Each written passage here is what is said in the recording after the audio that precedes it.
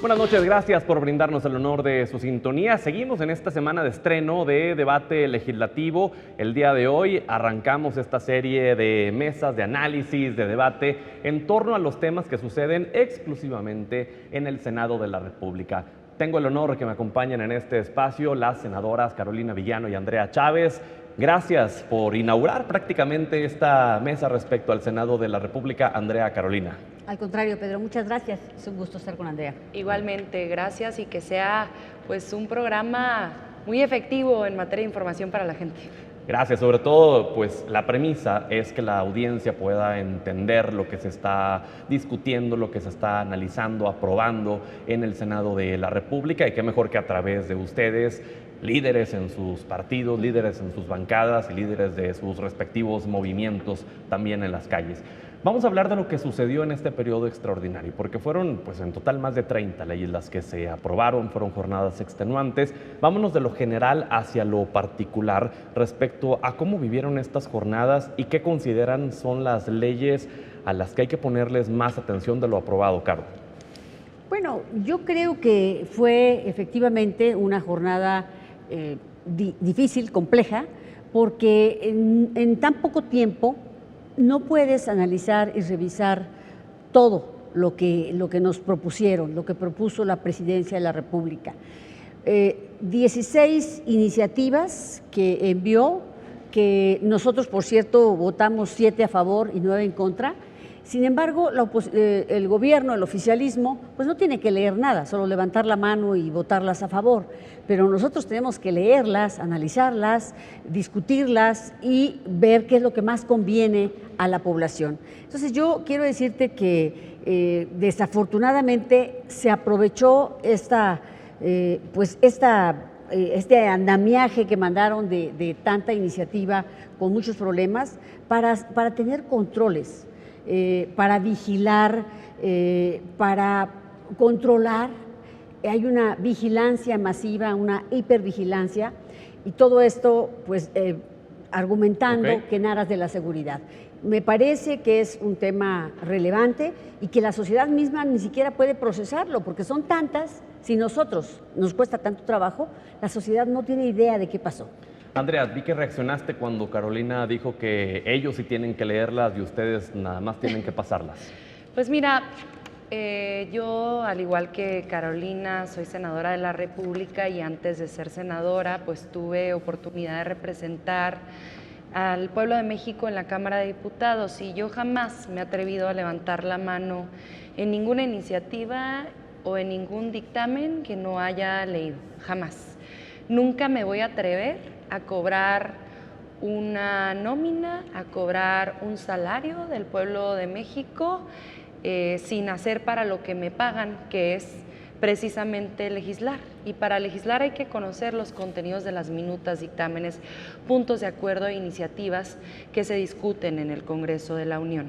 Hablando en términos generales de lo que sucedió en este periodo extraordinario, yo le puedo decir al pueblo de México que aprobamos 16 dictámenes, la mayoría de ellos en materia de armonización legislativa. ¿Qué quiere decir armonización legislativa? Que es que en las leyes federales, que en las leyes secundarias se reconozcan una serie de reformas constitucionales que discutimos y aprobamos hace algunos meses en esta legislatura, en materia de inteligencia de la Secretaría de Seguridad Pública y Ciudadana, de coordinación de la Guardia Nacional, en materia de simplificación administrativa, de la eliminación de duplicidad de funciones de diversas instituciones, la absorción de determinadas instituciones dentro de algunas secretarías, es decir, leyes secundarias que reglamentan lo que nos comprometimos, a lo que nos comprometimos en esos 90 días de campaña, quienes ostentamos un cargo federal. El famoso Plan C, que es la mayoría calificada, se constituyó en el Congreso de la Unión para darle cabida a una serie de promesas que hizo la doctora Claudia Sheinbaum Pardo. Y eso fue lo que hicimos en este periodo extraordinario. Algunas generaron consenso, como la protección de la diversidad en el mar, como el bienestar animal en la cuestión de los delfinarios, y algunas no, que me parece sano. Se dio el debate, tanto en comisiones como en pleno, y quedaron de manifiesto los dos proyectos de nación, uno conservador y uno de carácter transformador. ¿Y escucharon a la oposición, a las voces que piensan distinto para tratar como de enriquecer justo todo lo que se aprobó? Sí, mira, los escuchamos siempre. Los escuchamos desde nuestro escaño, desde nuestra curul. En ocasiones tenemos que hacernos de mucha paciencia para escucharlos en serio. Y pretendemos casi siempre sacar información, datos de lo que dicen. Lo que luego nos extraña, y hay que decirlo, es que en determinadas iniciativas lo suyo es solo el discurso. Por ejemplo, uno de los temas que generaron mayor controversia en este periodo extraordinario tenía que ver con lo que ellos como oposición titularon la famosa ley espía.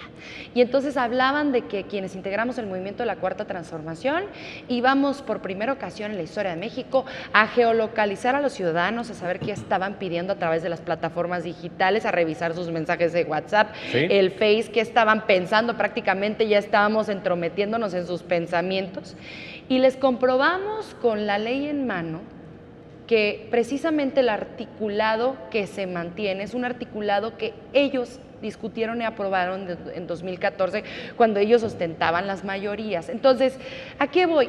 Hay ocasiones en que en la tribuna sí se da información, hay ocasiones en las que hay debate de altura y hay ocasiones en las que es puro pico y puro discurso, claro, hay que decirlo. Claro, en esto que refiere a la ley de telecomunicaciones, que fue la que llamaron ley espía, de lo más polémico es el acceder a la geolocalización. Se menciona por parte de ustedes que no van a requerir una orden judicial para poder hacerlo. Ellos han defendido que sí se requiere una orden judicial, que no va a ser un mecanismo arbitrario para poder acceder a la localización de las personas. En ese sentido, ¿es una herramienta útil en general esta ley de telecomunicaciones o es un riesgo para los derechos? Mira, hay que retrotraernos un poco. Justamente en otro momento, en el 2014, se intentó tener un censo, un padrón de telefonía, y la Corte lo declaró inconstitucional. Incluso esa acción inconstitucional la propusieron justamente Morena. Es decir, hoy están proponiendo aquello que combatieron. ¿Por qué? Porque efectivamente eso invade la vida privada de la gente, porque es violatorio de derechos humanos. Y sobre todo, hoy tenemos varias cosas que incluso en esa época no había. Hoy no hay un INAI que te proteja los datos personales. Hoy es el propio gobierno el que los recoge, el que los tiene, y entonces es juez y parte. Y por otro lado, hoy el Poder Judicial ha sido vulnerado, ha sido colonizado por el Poder Ejecutivo. Entonces, teniendo estas dos cosas que ya no son controles para los derechos humanos y para limitar nuestra libertad, como se está haciendo con esta ley, más aún no debería de colocarse eso que ya combatieron ellos y que la Corte declaró inconstitucional. Hay que ver esta corte que ellos eligieron con los acordeones que todos conocemos, ¿qué va a hacer respecto de todo esto? Porque efectivamente, sin un INAI, ya no tenemos organismos autónomos, un poder judicial colonizado por el Ejecutivo, todavía estamos más vulnerables. Entonces, ¿hay una ley espía? Sí la hay, porque hoy, aunque ellos dicen que va a haber un control judicial, no lo hay. La redacción es ambigua, no es exacta, deberíamos hacer una reforma para establecerlo con toda claridad, porque si no vamos a ir a interpretaciones que no les van a gustar con sus jueces, porque vamos a tener otro conflicto jurisdiccional. Entonces, es importante decirlo. Entonces, ahorita, de acuerdo a lo que dice la ley, ¿se requiere o no se requiere una orden judicial? Según la interpretación de la ley, porque está redactada de una manera que así se interpreta, no se requiere autorización judicial. Okay. Y suponiendo que se requiriera, pues los jueces son de ellos. Entonces, hoy más que nunca requerimos quién va a cuidar nuestros datos personales, biométricos, nuestra telefonía. Okay. No es solo de los políticos y de los periodistas que son espiados, cualquier persona. Claro. Puede saberse dónde está, con quién habla, qué compra, todos sus datos de IMSS, ISSSTE, compras, tarjetas de crédito, absolutamente todo. Andrea, ¿se requiere o no se requiere una orden judicial? Sí. De acuerdo a lo que dice la ley. Claro, la ley es muy clara. En su artículo 183, de hecho, es reiterativa, no solo es clara. En ese mismo artículo se dispone en 3 ocasiones que no podrá haber intervención a telecomunicaciones que no podrá haber geolocalización si no media una autorización judicial. E inclusive el último párrafo de este artículo sostiene que queda estrictamente prohibido hacerlo si no media autorización judicial, ¿no? Me parece que la interpretación de parte de la oposición pues es engañosa y es selectiva. Yo en distintos espacios, en redes sociales, inclusive he publicado el articulado al que hago alusión y reitero, no es de autoría nuestra, eso ahora se estipula en el artículo 183 de la nueva ley de telecomunicaciones y radiodifusión y antes se estipulaba en el artículo 190, entonces pues es completamente falso que vayamos a intervenir las comunicaciones de la ciudadanía, solamente es en casos de investigación de hechos que constituyan delitos y tiene que mediar autorización judicial. De hecho, llevamos varios días esperando la respuesta del dirigente del PAN, de Acción Nacional, que puso sobre la mesa su presidencia dispuesto a renunciar a la misma si se le comprobaba que en el articulado se exigía un mandato judicial previo a la precisamente a la intromisión dentro de las telecomunicaciones. La presidenta de la República, unas cuantas horas después, tranquilita, con todo conocimiento, saca el artículo, lo publica dentro de una transmisión, precisamente de una presentación de PowerPoint, y bueno, como son los panistas, incumplen absolutamente todas sus promesas y sigue el dirigente del PAN sin renunciar a su cargo, ¿no? Entonces la gente puede estar tranquila por el 183 que refieres, que 183 no de los la van Ley a de espiar Telecomunicaciones y en Radiodifusión. todo lo que hagan a partir de esta ley de telecomunicaciones. De ninguna forma. No somos Enrique Peña Nieto y su Pegasus.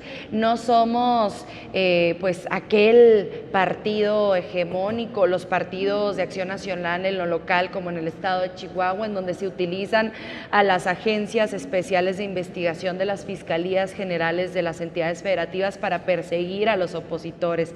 No nos interesa lo que está haciendo el ciudadano en su fuero interno, que para eso goza de libertad. De ninguna forma no hay espionaje. Nosotros no somos iguales. ¿Qué hay?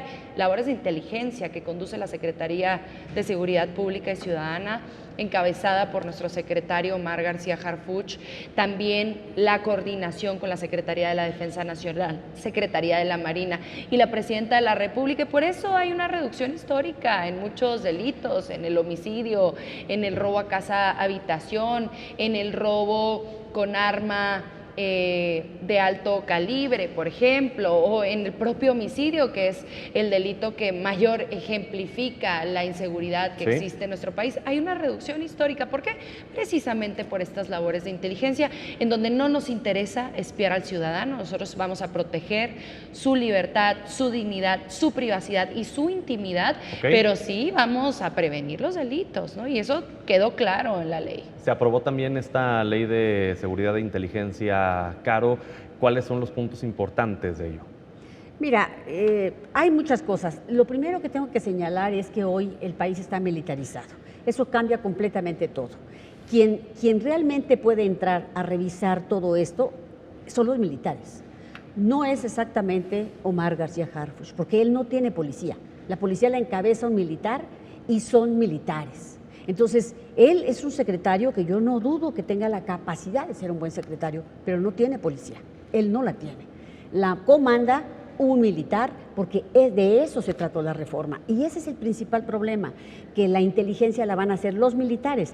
Y sí ha habido espionaje. Recordemos Guacamaya Leaks. Y sin duda alguna también Pegasus ha habido toda esa, desafortunadamente para nuestro país. Ahora, lo que ha ocurrido en el pasado, pues no tiene por qué ocurrir en el presente, porque justamente ellos llegaron al poder diciendo que iban a hacer las cosas de manera distinta. Justamente dijo Andrés Manuel, voy a regresar a los militares a los cuarteles, voy a pacificar al país en cuanto yo llegue. No ocurrió ninguna de esas cosas. Entonces, en materia de inteligencia, es realmente peligroso, porque lo que estamos viviendo es, por ejemplo, también vigilancia disfrazada de simplificación. Ellos dicen, Vamos a tener hoy una plataforma llave donde se van a hacer todos los trámites, hasta los que se hacen hoy en el municipio. Que va a estar ligada con el CURP biométrico. Sí, todo. Además, Como todo la esto. llave de la Ciudad de México. Ajá. Sí, pero a ver, es muy distinta. La Ciudad de México es una ciudad muy diferente, es una entidad distinta de todo el resto del país. Muchos de los municipios de México no tienen ni siquiera un buen internet y no tienen, muchos de nuestros adultos mayores especialmente, no saben acceder a cuestiones digitales. Pero está invadiendo la esfera del federalismo, está invadiendo facultades de los municipios, pero además es de imposible ejecución, porque también requiere un acompañamiento de recursos. Entonces no se va a poder hacer. La Ciudad de México es otra cosa, Pedro. Entonces el tema de inteligencia, yo no dudo que necesitemos inteligencia para combatir a los criminales. Hoy te debo decir una cosa, ya tienen todas esas leyes, tienen los 3 poderes de la Unión, tienen todo ese poder concentrado, no tienen un solo pretexto, Pedro, para fallarle a México, ni uno. Tienen una sobrerepresentación, no tienen ya pretextos del pasado, porque el pasado se llama Andrés Manuel López Obrador. Andrea.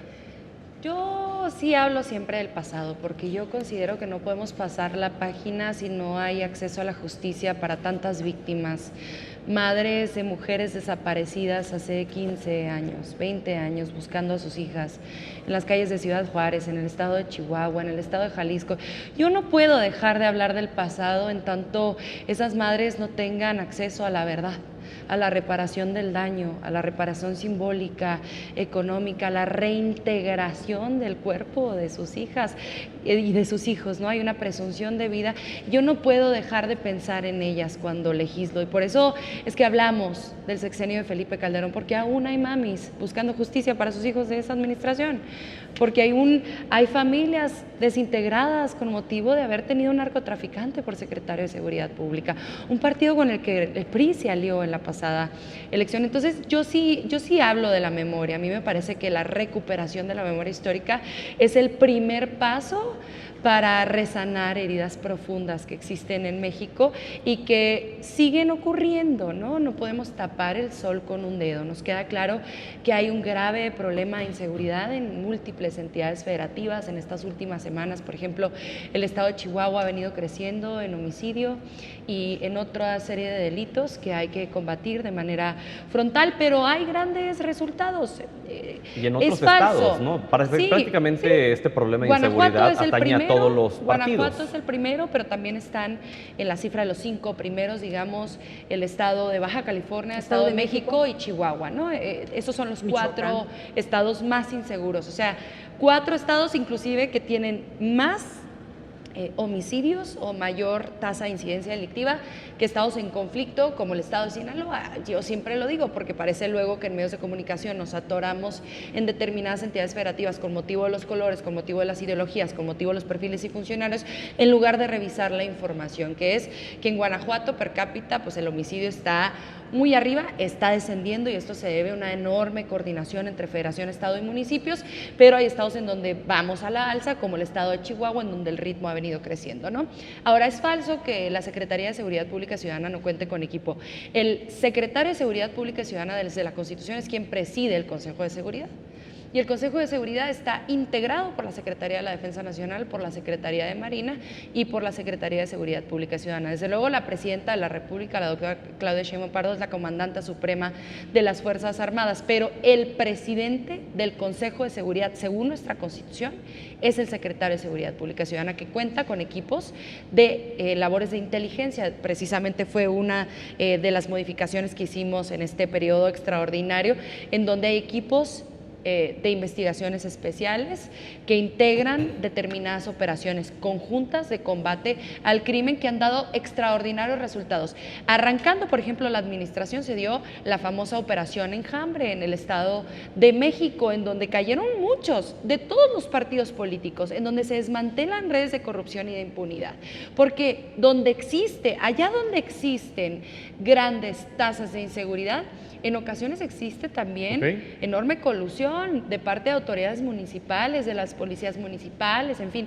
Entonces, De allí todos es los donde colores. de todos los colores. En la Operación Enjambre, insisto, cayeron de todos los partidos políticos. Y entonces, lo que está haciendo este gobierno es combatirlo de manera frontal, sin importar quién Muy es bien. el servidor, quién es el funcionario. La política es de cero impunidad. Y nosotros ya no somos el discurso, ¿no? El discurso vacío. La oposición en ese momento se agarra diciendo, ay, dejen los abrazos, no se combate el crimen con los abrazos. Abrazos no balazos es una frase poética, hermosa, creada por una amiga de Ciudad Juárez, Arminia Arjona, que en paz descanse, extraordinaria, que hablaba de lo que debimos haber hecho en la guerra contra el narco. ¿Ok? Ella decía, atendamos las causas, y creó la frase abrazos no balazos. Abrazos no balazos no es una estrategia de seguridad, es una forma de comunicar una estrategia de seguridad que privilegia la atención a las causas. Ahora, a una serie de capos no se les han detenido. Son más de 25,000 detenidos en lo que va de esta administración, fíjate nada más. Las toneladas de drogas que se han decomisado, los más de 1,000 laboratorios que se han desmantelado, no se ha hecho con abrazos, se ha hecho con inteligencia y con el esfuerzo de nuestra Guardia y de nuestro Ejército. Lo que funciona, ¿para qué lo quieres cambiar? Por mucho que te llenes la boca diciendo militarización, está funcionando la estrategia de seguridad. Claro. Mira, señaló Andrea respecto a desaparecidos. Quiero decirte que los desaparecidos que se acumularon en el gobierno de Andrés Manuel es una cifra similar a los acumulados en los años previos a él. Es decir, duplicó lo que ya existía en decenas, en años anteriores que se habían acumulado. De la misma manera la deuda acumulada en un siglo se duplicó en solo 7 años. Es decir, si estuvieran funcionando las cosas, se puede decir lo que sea. Lo que vivimos hoy, la percepción de inseguridad es mayor. O sea, realmente me parece que no podemos seguir jugando con las cifras, porque la realidad está ahí y se impone frente a nosotros dolorosamente. El caso de Sinaloa es el ejemplo más claro de que casi llevamos un año y no hemos cambiado la realidad de la gente que ahí vive. Han muerto más de 1,700 personas, han desaparecido más de 1,700 personas, más de 6,000 vehículos desaparecidos, más de 100 niños y jóvenes muertos y desaparecidos. Realmente es doloroso. No nos podemos acostumbrar a eso solo porque ocurre diario. No están mejorando las cosas. Hoy tienen todas las herramientas que pidieron, absolutamente todo. Tendríamos que cambiar y queremos que las cosas mejoren. Aquí vive nuestra familia, vivimos bajo el mismo cielo. Aquí está nuestra casa y nuestras raíces. Queremos que esto mejore. Estamos dispuestos a ayudar como lo hemos hecho. Nosotros les ayudamos a que construyeran la Guardia Nacional, pero no ha funcionado. ¿Por qué? Porque los gobernadores no se meten. Tan solo hay que ver lo que está viviendo Tabasco. Tienen a su Genaro García Luna propio. Ya no tienen que buscar otro, lo tienen ahí mismo. Ahora, Caro, ustedes han criticado, por ejemplo, el tema de la Guardia Nacional, de la militarización, esto de la inteligencia, pero ustedes han impulsado en el pasado reformas similares. En el 2017 la Ley de Seguridad Interior, el fortalecimiento del CISEN, la creación de la Gendarmería Nacional. ¿Qué hace diferente a todo aquello respecto a esto que critican hoy en día? Mira, yo creo que todo puede ser perfectible. Yo creo que no funcionó los militares en la época de Calderón ni en la época de Peña. ¿Por qué hoy vamos a hacer más de eso? Si no funcionó, ¿por qué estamos haciendo más? Deberíamos de haber aprendido que esa no es la ruta. Entonces, lo que sí creo hoy es que mientras no participen adecuadamente los gobernadores, que se pongan al frente de este tema, que no digan, es un asunto del gobierno federal. ¿Y por qué lo dicen? Porque ya no tienen ellos los recursos, se Pero los las quitaron. Fuerzas Armadas no son las instituciones con mayor percepción de confianza entre la gente. Claro que sí, pero no significa que los más populares tienen que ser jueces o los más populares tienen que ser policías, los más eficientes.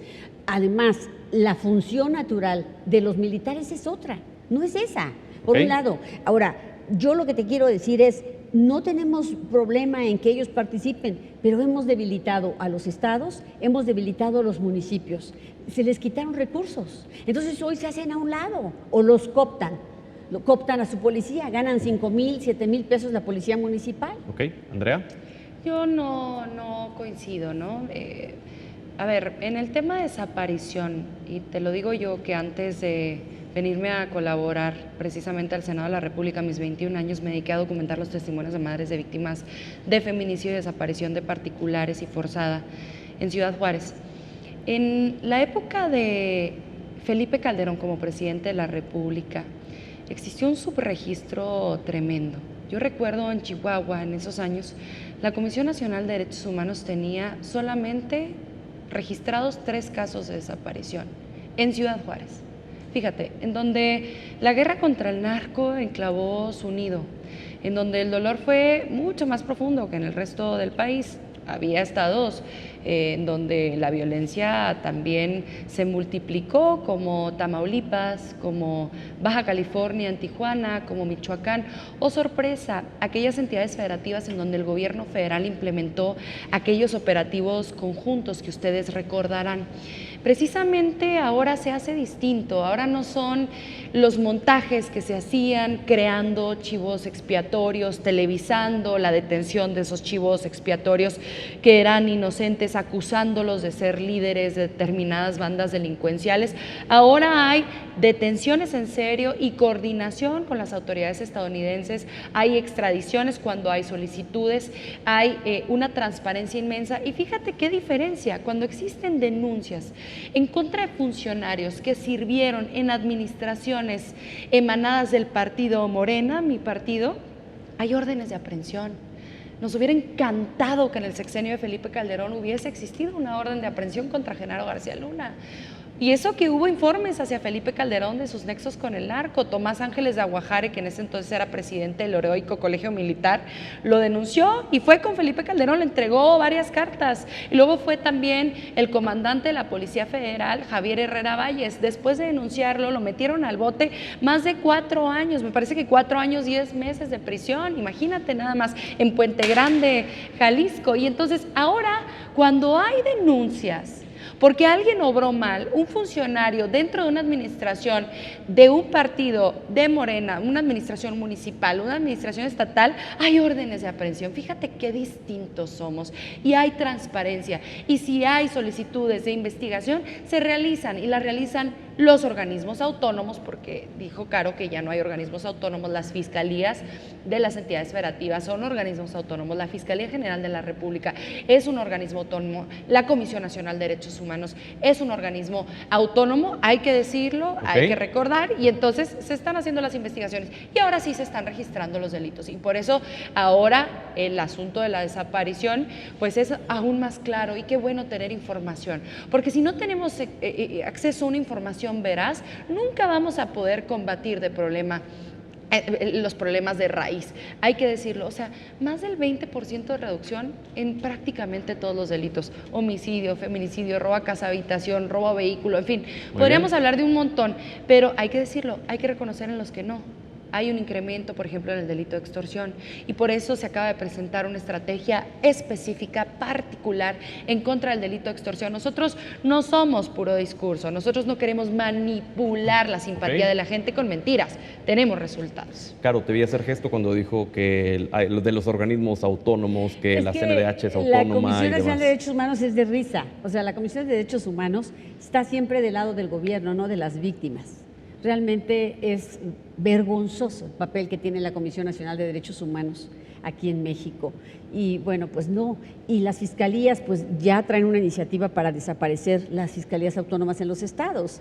Y además de eso, bueno, las fiscalías acá, pues, ¿qué hicieron con los desaparecidos de Ayotzinapa? Pues no se resolvió nada. Pero sí se necesita reformar el tema de las fiscalias. Yo estoy como de una acuerdo. medida integral. Mira, con la por reforma ejemplo, judicial. en materia en la reforma que se hizo de justicia, si hubiesen incluido fiscalías, que es donde está el más grave problema de justicia, hubiese sido una reforma realmente útil. Pero no fue así, porque el único propósito de la reforma judicial era apropiarse del Poder Judicial. Si hubiese sido el propósito mejorar el sistema de justicia, hubiésemos hecho otro tipo de cosas diferentes, no la que se hizo. Por eso estuvimos en contra. Las fiscalías no funcionan, hay que cambiarlas. Sin duda ahí es donde está el principal problema en todo el país, Y son 32 problemas, no es uno solo como se ha Muy bien. querido ver. Yo Breve para que, poder pasar a concluir. Yo entiendo que los priistas luego no alcancen a entender el asunto de la autonomía, porque tenía el gobernador, por ejemplo, de Coahuila actual, una serie de acuerdos con el dirigente de Acción Nacional, Marco Cortés, quien también es senador de la República, dividiéndose quién iba a presidir el Instituto Estatal de Transparencia, quién iba a tener las notarías. Estos organismos autónomos, pues para ellos es de risa, porque en realidad no gozan de autonomía porque ponen a puros incondicionales. En nuestro caso no es así, tenemos organismos autónomos. Coincido con Carolina, me parece que uno de los mayores problemas en el asunto de impunidad tiene que ver con el armado de las investigaciones, de las carpetas que hacen los ministerios públicos y que se caen precisamente cuando llegan a la autoridad judicial porque las fiscalías hicieron mal el trabajo. Coincido, hay que hacer una reforma. De ahí a quitarles la autonomía hay una diferencia inmensa, completa, ¿no? A ver, pasemos ya a la conclusión y entonces de cara a lo que viene a partir de septiembre, el nuevo periodo ordinario, concretamente, ¿qué va a ser lo importante? ¿Será la reforma electoral? Bueno, yo esperaría que si hay una reforma electoral no surja de la Presidencia de la República. Nunca ha sucedido así. Las reformas electorales tienen que surgir de los partidos, incluyendo a la oposición, porque si no, no hay pluralidad y no estamos hablando de una cuestión democrática. Entonces, lo importante es eso, y que participe incluso el INE, que participen los que tienen que ver con el tema. No puede ser que la presidenta diga qué quiere hacer en una reforma electoral. Me parece que es un pésimo mensaje, absolutamente, estarse metiendo en cosas. Ella debería estar enfocada en atender a las mujeres que son mamás de desaparecidos, a las que no ha querido recibir, en atender problemas que no está resolviendo, e incluso en mejorar su relación con Estados Unidos para resolver los problemas que hoy estamos enfrentando. Andrea. Yo no coincido que la reforma electoral la tengan que hacer los partidos. ¿Para qué? Estos partidos políticos a los que luego nunca le sirvieron al pueblo, con onerosísimos recursos, con onerosísimos presupuestos. Yo no entiendo para qué quieren tanto partido político, tanto recurso para los partidos, tanto plurinominal. A mí me parece que gozaría de una enorme legitimidad una propuesta presidencial. Tenemos una presidenta de la República que goza un 80% de aprobación. 4 de cada 5 mexicanos aprueban su mandato. Esto quiere decir que la gente que inclusive en el pasado proceso electoral se atrevió a votar por el PRI, por el PAN, aprueban el mandato de la presidenta de la República, goza de una legitimidad democrática, de una aprobación inmensa, y eso fortalece cualquier iniciativa. Vamos a abrir procesos de diálogo, se abrirán foros, se abrirán espacios de conversación, pero los espacios de conversación más importantes no son con los senadores de oposición, son con la gente en nuestras asambleas informativas en territorio todos los fines de semana y entre semana ahora que hay receso legislativo. Los legisladores luego piensan que los recesos legislativos son vacaciones. Para nosotros no, mantenemos una cercanía inmensa con la gente, nos reunimos todos los días con ellos y con ellas, y será con ellos y con ellas con quien mantengamos la conversación, pero porque ellos deben proponer. ¿No? Hay que escuchar a quienes saben del tema. Las tema. Reformas electorales son para ayudar a la gente, particularmente a los grupos minoritarios. Y pienso, por ejemplo, en las grandes victorias que obtuvimos las mujeres con las modificaciones electorales, los grupos minoritarios como la comunidad LGBTIQ+, de la diversidad sexual, otros grupos minoritarios, en fin, podríamos hablar de los pueblos originarios, comunidades indígenas, afrodescendientes, personas con discapacidad, comunidad migrante. En esas minorías, no en la minoría del PRI y en la minoría del PAN, no en eso estamos pensando. Pero no sería peligroso incluso escudarse en es que la gente quiere que desaparezca el INE, es que la gente quiere que desaparezcan los pluris, es que la gente quiere que desaparezcan los partidos. Entiendo, nosotros nunca propusimos desaparecer el INE, propusimos la modificación institucional como del IFE al INE, al INEC, al Instituto Nacional de Elecciones y Consultas. Jamás se ha planteado la desaparición del INE. Se han planteado desde distintas voces, ni siquiera en voz de la presidenta. Le hicieron una pregunta en una conferencia mañanera sobre si estaría de acuerdo con que los consejeros del INE fuesen elección popular, y ella dijo, que lo diga la gente, que lo diga la gente. ¿Por qué? Porque nosotros nos debemos al pueblo, sabemos obedecer. Quien legisla tiene que deberse a su electorado. Quienes llegamos a través del voto popular, seamos de primera mayoría o de primera minoría, nos debemos a nuestro electorado, y nuestro electorado nos va a exigir esas cuentas. Oye, ¿dónde está? Pues si nosotros nos comprometimos a hacer una reforma político-electoral que garantice la eliminación de las plurinominales, lo tenemos que hacer porque ostentamos la mayoría calificada, y no nos vamos a detener porque la ultra minoría que representa el PRI o representa el PAN no quiera. Rápidamente, ¿quieres decir algo antes de irnos? Es que una democracia no funciona así. O sea, yo entiendo que la juventud de Andrea la hace no saber la historia de este país. O sea, a mí siempre me gana jóvenes. O sea, no, me refiero Pero a pues que... yo llegué es que- a senadora de la República a mis 27 sí, Andrea, años. Andrea, pero no se trata de eso.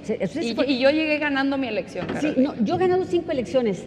Claro, 5 pero de pues, 7 que he pero competido. no se trata de decir Pero ve, la juventud. Las no, juventudes luego encabezamos no, debates pero no me refiero mucho a mejores ver, que Andrea, los que se dan en Andrea, ocasiones no me entre refiero ustedes, a eso, los- me refiero los de a la que, vieja política. ¿sabes pues. cómo se hizo el andamiaje electoral que Claro, tenemos? porque me dedico a estudiar. A mí me gusta Con mucho la leer la oposición. historia. La oposición fue la quien que no se conoce la historia sentó. está condenada a repetirla. La oposición, que eran ustedes y otros más, se sentaron en una mesa con el gobierno, que éramos nosotros, o sea, con el PRI en su momento, para establecer las reglas y hacer un piso parejo para todos. Si no hubiésemos hecho una reforma incluyendo a todas las voces, esa reforma no hubiese sido una reforma democrática ni útil para este país. Ese es el tema al que me refiero. Tu partido luchó por causas que hoy está olvidando.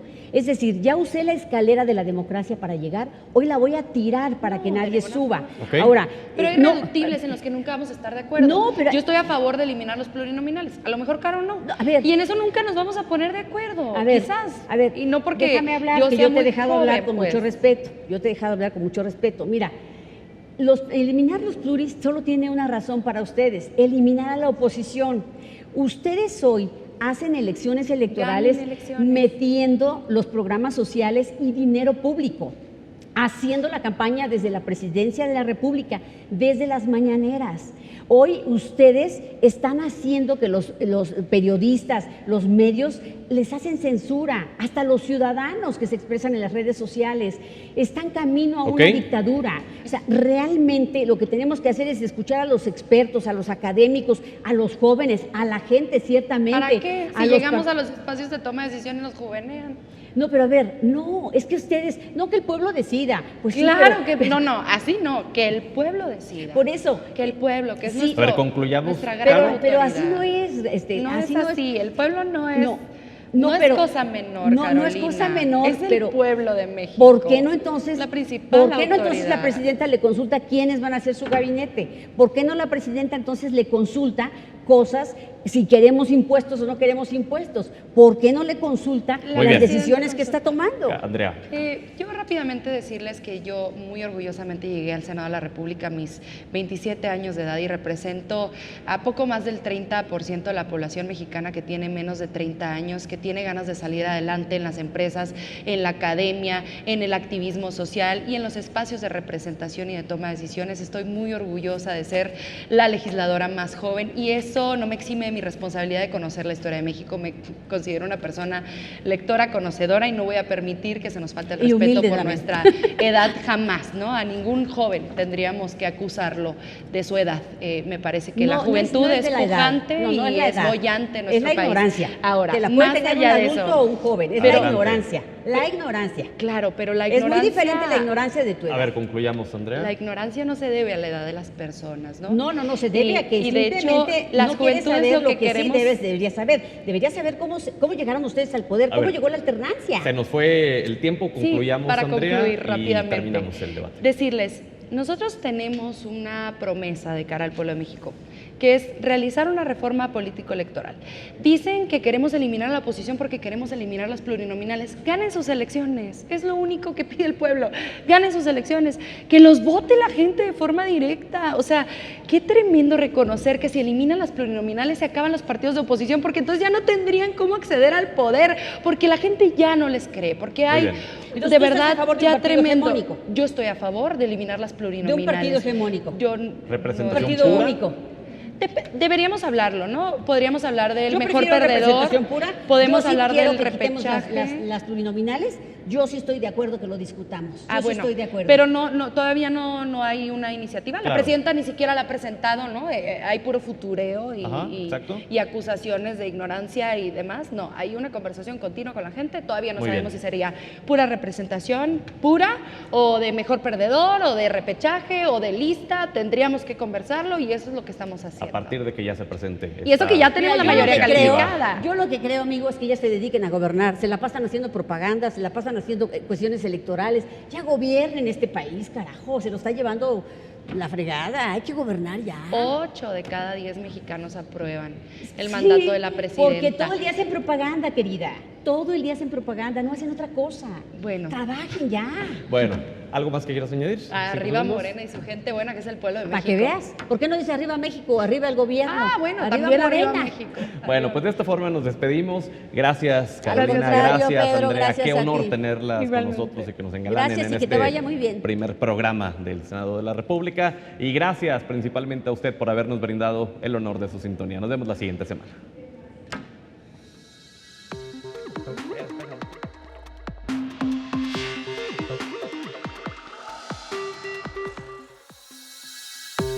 Thank you.